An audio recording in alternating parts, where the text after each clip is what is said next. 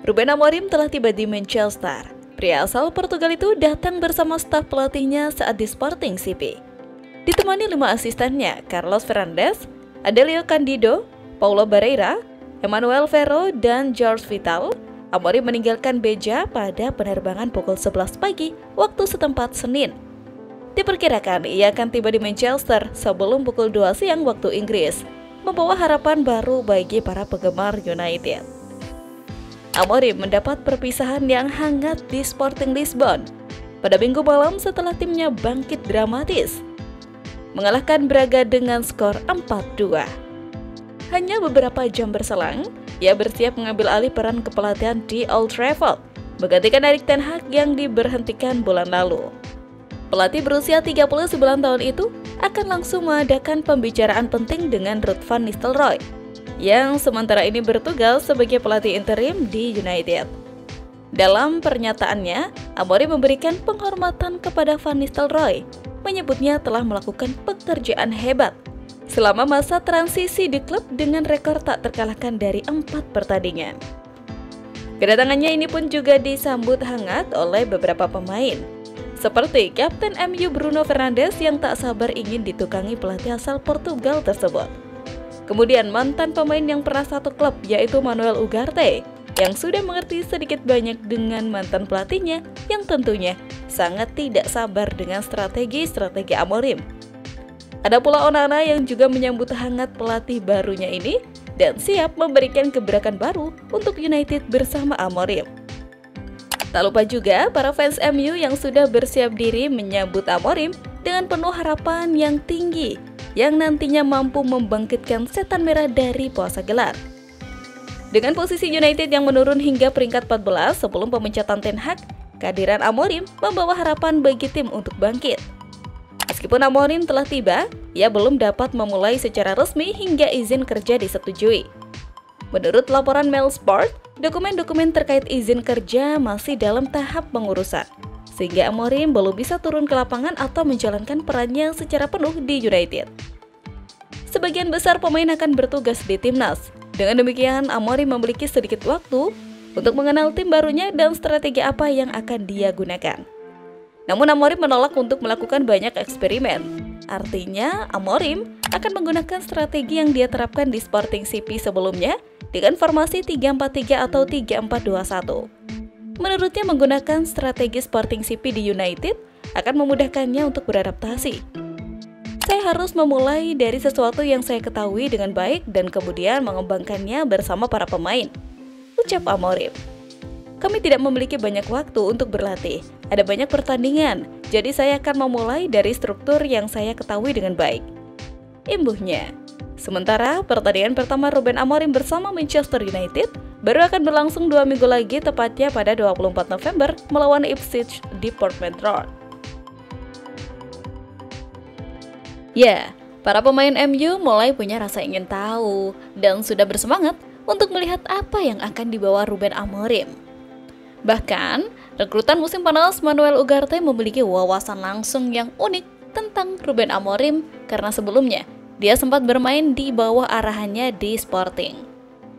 Kondisi ini akan membantu ambisi Ugarte untuk memantapkan dirinya sebagai bagian penting dari tim MU, sekaligus membantu Amorim karena sudah sangat akrab dengan ide-idenya. Kepada media Portugal Record, Ugarte menjelaskan bahwa ia sepenuhnya mengerti mengapa penggemar Sporting kecewa melihat Amorim pergi di tengah keinginannya untuk tantangan baru. Amorim sendiri langsung menciptakan sejarah setelah menjadi pelatih Manchester United termuda sejak Sir Matt Busby.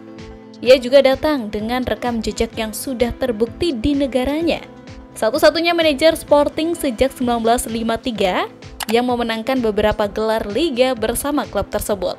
Bahkan, di tangan Amorim, Sporting membuka gelar puasanya selama 19 tahun. Ya, nama Ugarte adalah salah satu nama hasil polesan Ruben Amorim di Sporting. Amorim di musim 2021-2022 membeli satu gelandang muda dari klub Portugal yakni Manuel Ugarte. Pada saat itu Ugarte masih sangat muda, berusia 19 tahun. Setelah direkrut Amorim pada musim pertamanya, Ugarte tampil pada posisi gelandang, namun tak jarang ia juga tampil secara bergantian dengan Valinya maupun Nunes. Di posisi gelandang bertahan itu tak disangka Ugarte menjelma menjadi seorang gelandang bertahan kokoh di sistem double pivot Amorim, mirip apa yang diperagakan oleh Valinya. Pemain yang dibeli dari klub entah berantah tersebut kemudian mampu menjadi metronom lini tengah Sporting sepanjang musim 2022-2023. Berkat polesan Amorim ini, talenta Ugarte diminati klub besar. Benar saja, Ugarte lebih cepat meninggalkan Sporting karena di tahun 2023 dibeli PSG dengan mahar mencapai 60 juta euro. Kemudian, kini Ugarte juga dibeli Manchester United di bawah kepelatihan Ten Hag. Nama selanjutnya Victor Gyökeres.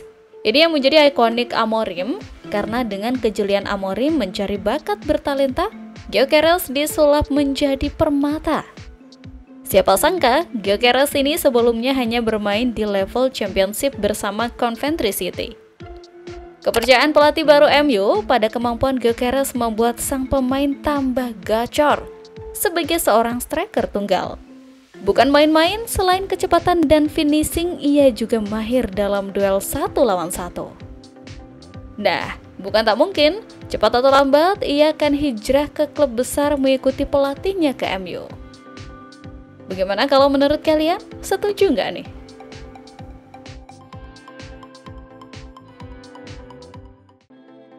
Pelatih baru yang ditunjuk, Ruben Amorim, diharapkan mampu membawa filosofi permainan yang segar, berfokus pada pengembangan pemain muda dan memperkuat lini pertahanan. Di sisi lain, penyerang utama tim menunjukkan performa yang meningkat, mencetak gol secara konsisten. Berdasarkan pengalamannya, ada 3 area utama di mana Ruben Amorim diyakini akan membuat perubahan besar di Old Trafford. 1. Pendekatan taktik 3-4-2-1.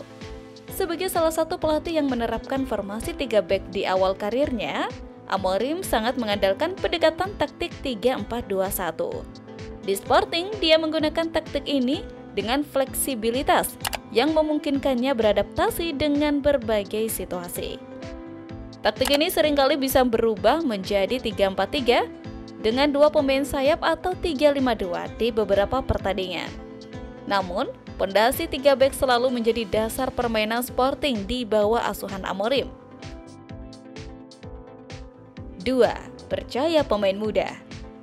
Ruben Amorim adalah manajer yang sangat menghargai bakat muda dan bisa membantu mereka. Di Sporting CP, dia berhasil mengembangkan talenta muda meskipun klub dalam keadaan sulit. Di Manchester United, Amorim dapat melanjutkan pendekatan ini dengan mengembangkan pemain muda seperti Alessandro Garnacho, Kobbie Mainoo, dan Amad Diallo sembari melirik bakat-bakat muda lainnya yang belum terpanggil untuk membuktikan diri. 3. Menjaga penguasaan bola. Gaya permainan Sporting yang dipimpin Amorim sangat mengutamakan penguasaan bola. Timnya terkenal dengan pendekatan yang hati-hati dan efektif dalam mengendalikan jalannya pertandingan, di mana mereka rata-rata menguasai 60% bola setiap pertandingan. Amorim juga dikenal dengan gaya permainan yang minim resiko, di mana Sporting lebih mengandalkan umpan pendek yang akurat dengan presentase keberhasilan mencapai 84,1% dalam pertandingan liga. Selain menguasai bola, Ruben Amorim juga mendorong timnya untuk menekankan lawan di sepertiga atas lapangan agar segera merebut bola kembali. Strategi ini akan membuat United lebih aktif dalam menyerang dan menekan lawan. Sebuah perubahan yang signifikan dari pendekatan Erik ten Hag yang lebih sering mengandalkan serangan balik. Jadi bagaimana kalau menurut kalian?